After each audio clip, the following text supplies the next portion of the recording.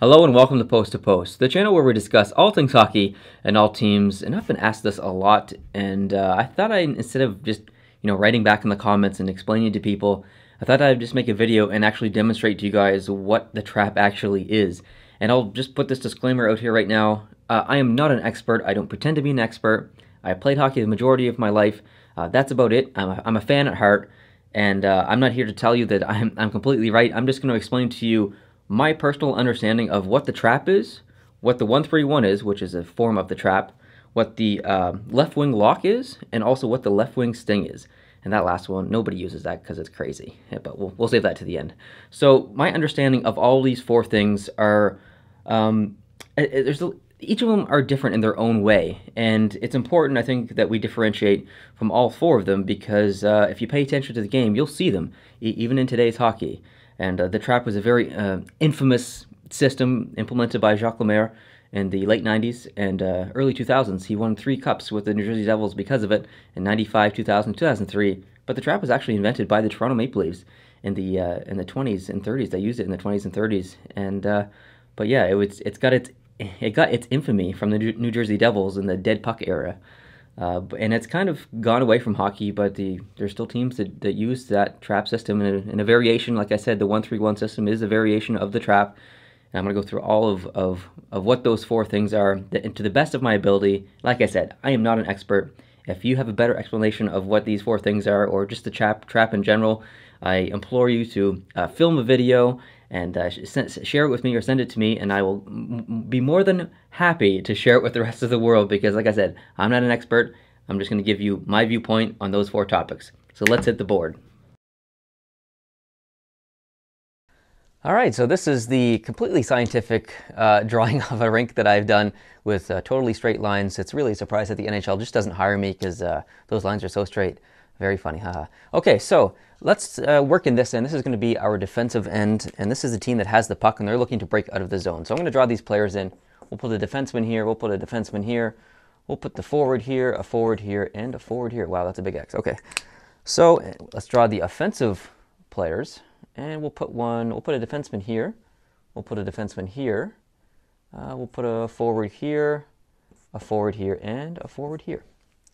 So the whole point of the trap is to trap the puck or stop the puck in the neutral zone.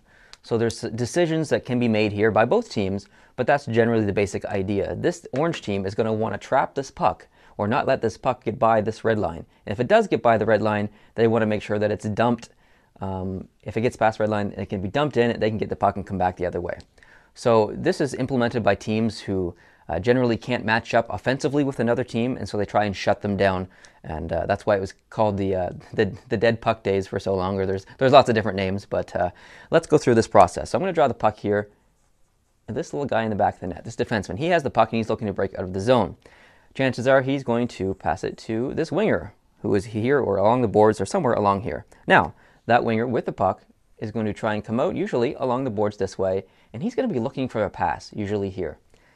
And why the trap is so effective is because instead of this winger trying to come in and cut off this pass here, he's actually going to curl and follow this guy up like this, forcing him more so towards the boards. And that's the entire idea, to force play towards the boards. And the 1-3-1 system works similar that way as well, forcing the play to the boards. And we'll get into that next. But in this specific play, this winger is going to force this winger against the boards, and this other green guy here, winger, is going to try and break out like this, and this winger could be looking to pass the puck this way to that winger. But what's also so effective is that this winger follows up like this and covers that man, so that takes away that pass. It also takes away passes going this way. Sorry, that was my phone there that went off. And we also have this defenseman here, and he's going to be backing up kind of towards this way, also forcing the play along the boards here. Want to make sure that the puck actually stays along the boards. Now, this winger, this green winger breaking out, has a couple decisions. He can either A, ice the puck, which he's not going to want to do. He can send it back like this along the boards to this guy who has since passed the puck and is probably coming this way. And that's one way you can get around the trap, but it's still, at the end of the day, it doesn't really help you break out your zone. So it is the best option, but it's still not a great option. But then that's why the trap is so effective. And so if he hypothetically, if he makes it here, he can dump the puck and ice it, which you see lots, unfortunately. He can bring it back this way, which I've already talked about. He can try and make the pass this way across the ice. But if he gets to here and he's looking to make the pass across the ice, this defenseman has backed up to here. This winger is probably around this area. This winger's come back to this area. There's usually no passes to be made, and that's why it's so effective. If he makes it to here, if this green winger makes it all the way up to here and crosses the red line, he can dump it in, dump and chase. That you see that all the time. That's totally fine. But that's the whole point of the trap, is to make them make a decision either here for the pass, for the ice around here, or to get across the red line and dump it in. And then the orange team can gather the puck and come back the other way. So that's one version of the trap. And the trap, this is a really tight trap. This is a very situational, in the zone kind of pressure trap. Another kind of the trap is the 1-3-1, which we'll talk about now.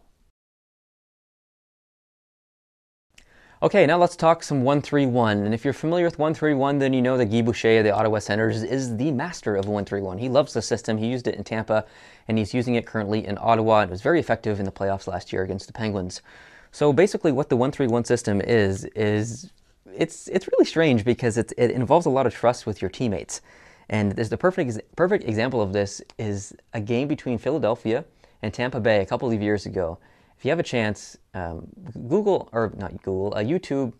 Tampa Bay versus Philadelphia Flyers trap, and you'll see exactly what the 1-3 system is. But I'll try and explain it here as well. All right, let's draw in the defensive team. 1 defenseman, 2 defensemen, 3 forwards. We'll put them there. So the 1-3-1 system is very simple, as you can guess. We're going to put a forward here. We'll put a defenseman here.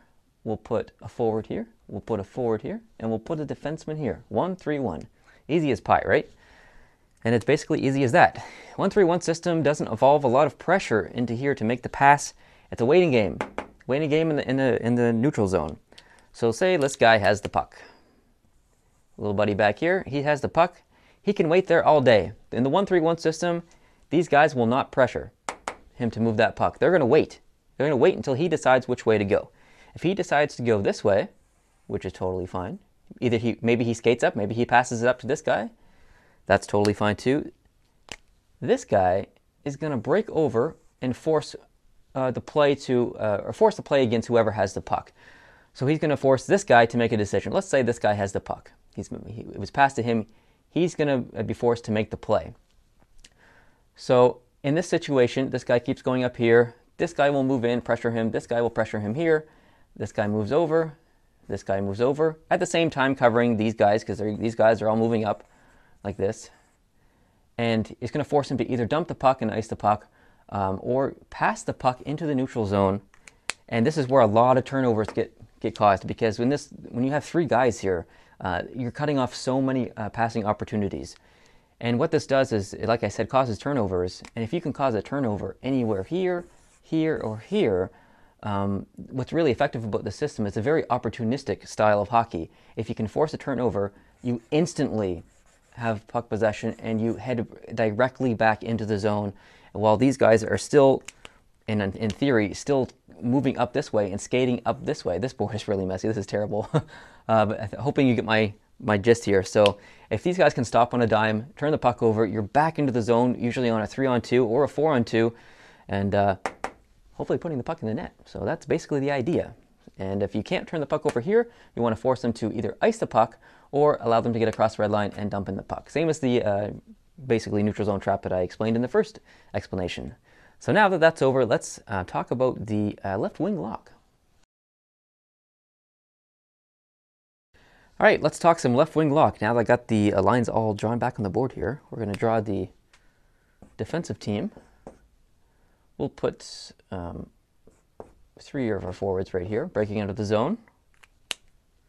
I guess this is our offensive team this time. And we're going to put our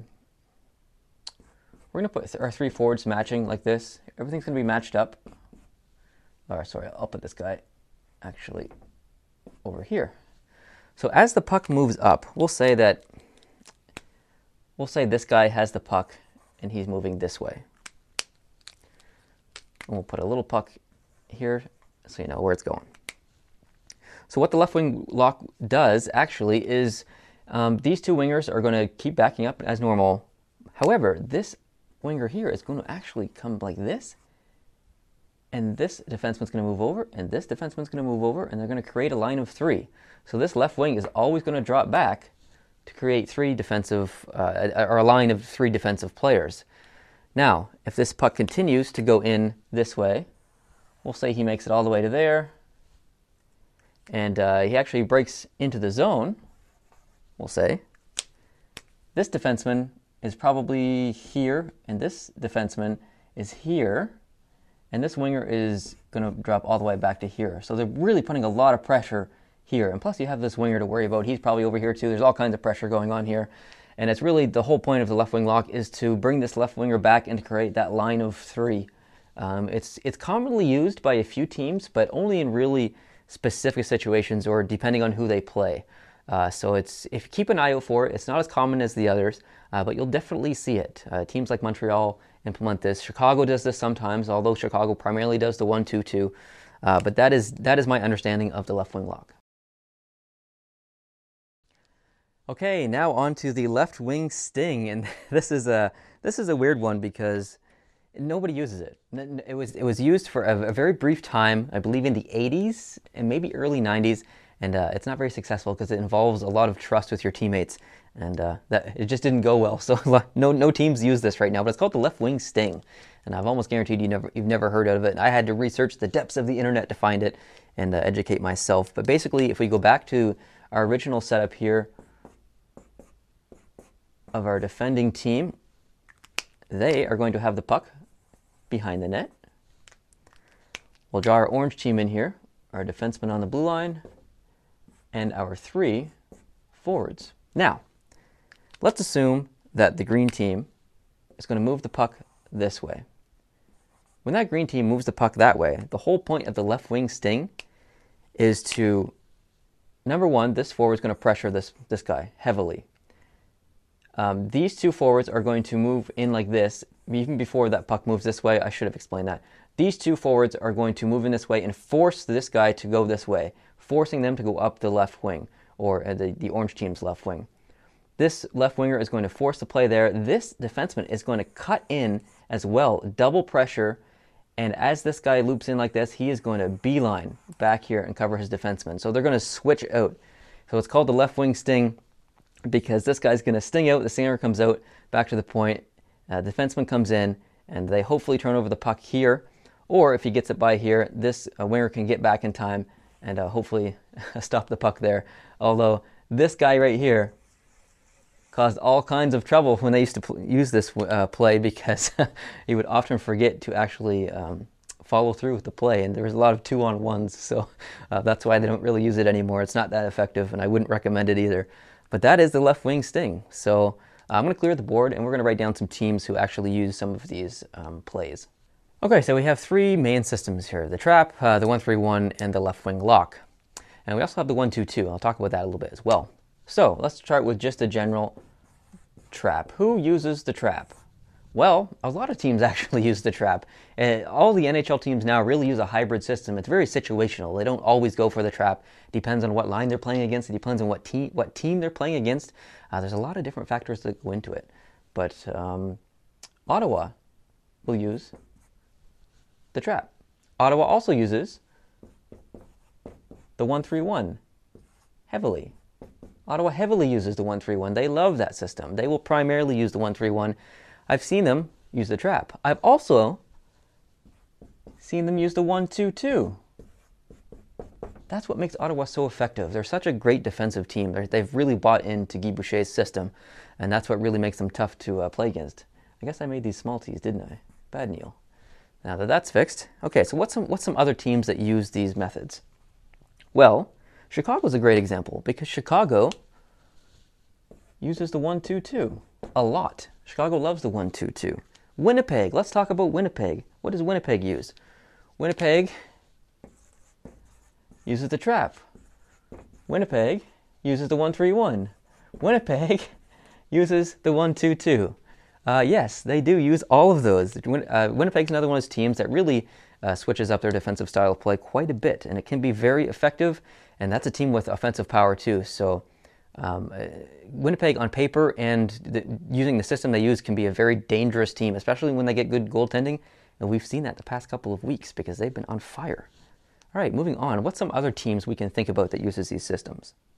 Well, let's throw the left wing lock up here. Who uses that? Montreal uses that. Who else uses that?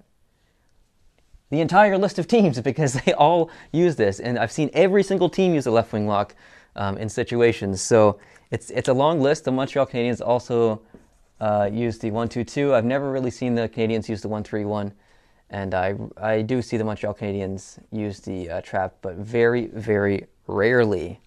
So I could go on a list of all these teams who use what system here, and they all use different variations of the trap, and even the 1-3-1. It's so similar. These players are so situational. It's hard to really pin any one team to one specific one that they use all the time.